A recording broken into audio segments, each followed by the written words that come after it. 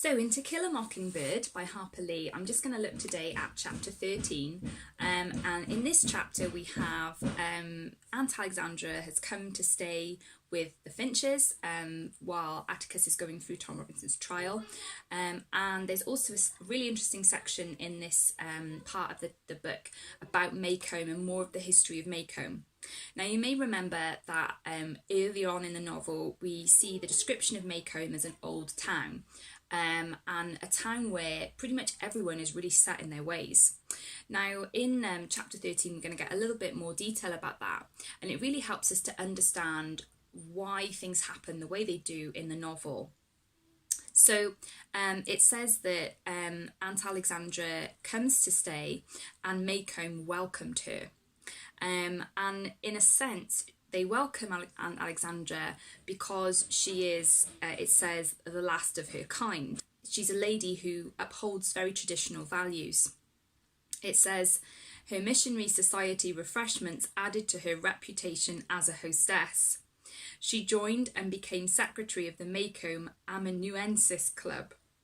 Now I find this really funny when you think about it. In the 1930s, that ladies were part of these missionary societies, which were basically social clubs where they got together and gossiped about other people. They would all make if it was their turn to host, they would make the best cakes that they could to show off their culinary skills. And all the ladies would sit round together, and there would be some news about missionary work overseas, but mostly a lot of chatting would go on. So Aunt Alexandra has that kind of southern persona of, you know, the hostess who does the best cakes, who can host these missionary societies, and she's very self-righteous. You know, she's got that sense of let any moral come along and she would uphold it. However, in the next breath, Lee tells us she was an incurable gossip. So there's that juxtaposition there, the slight hypocrisy of upholding morality but also being a gossip as well. It also, when it describes her becoming secretary of the Maycomb Amanuensis Club, I don't even know how to say it, it's the art of writing from dictation.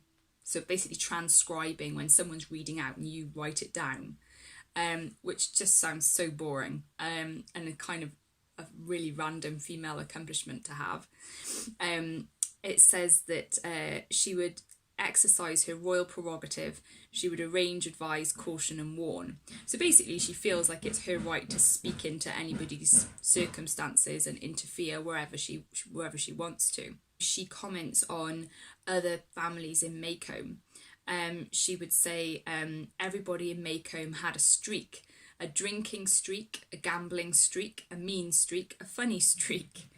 And Atticus kind of pokes fun at her a little bit by saying, "Sister, when you stop to think about it, our generation's practically the first in the Finch family not to marry its cousins.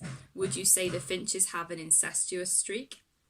Auntie said, "No, that's where we got our small hands and feet."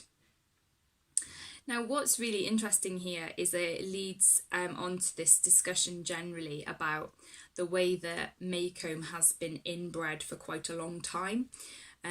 It says Maycomb was an ancient town, and it was 20 miles east of Finch's Landing, awkwardly inland for such an old town. And then what we get is this really random story of how Maycomb came to be here. Now always remember, Maycomb's not a real place, but it is a kind of, you know, typical southern town in Alabama. And there's a little story given of a guy called Sinkfield who operated a tavern and basically got the town planners drunk, switched the coordinates of the map so that Maycomb would be built more conveniently to his location. It says because its primary reason for existence was government, Maycomb was spared the grubbiness that distinguished most Alabama towns its size. In the beginning, its buildings were solid, its courthouse proud.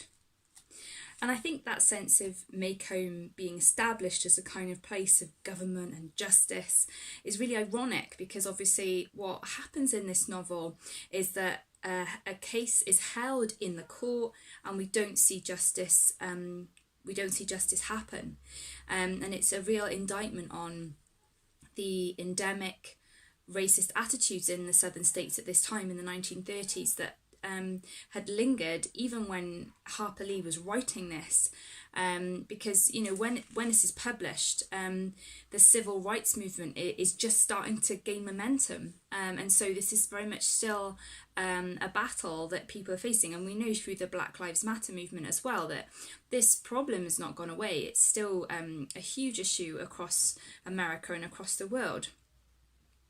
Now, it's said here that because Maycomb ended up being too far away from the only kind of public transportation in those days, a riverboat, it took a man from the north end of the county 2 days to travel to Maycomb for store-bought goods. As a result, the town remained the same size for 100 years, an island in a patchwork sea of cotton fields and timberland.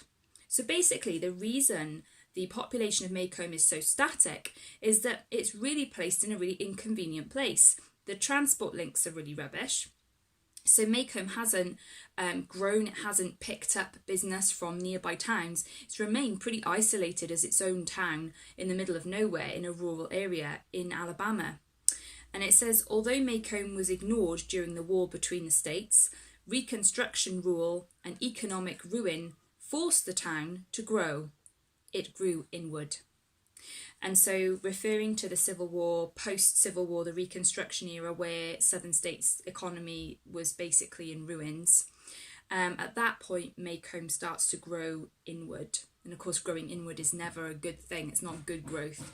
It says, new people so rarely settled there, the same families married the same families until the members of the community looked faintly alike.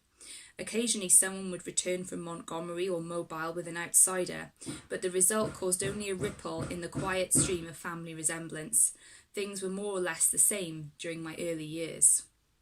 So we've got this sense of obviously old values being hard to shift, but the fact that the same families have stayed in Maycomb for so many generations, over 100 years, more than that, we've got this sense in which there's just a resistance to any change. The same families have stayed in Maycomb for generations.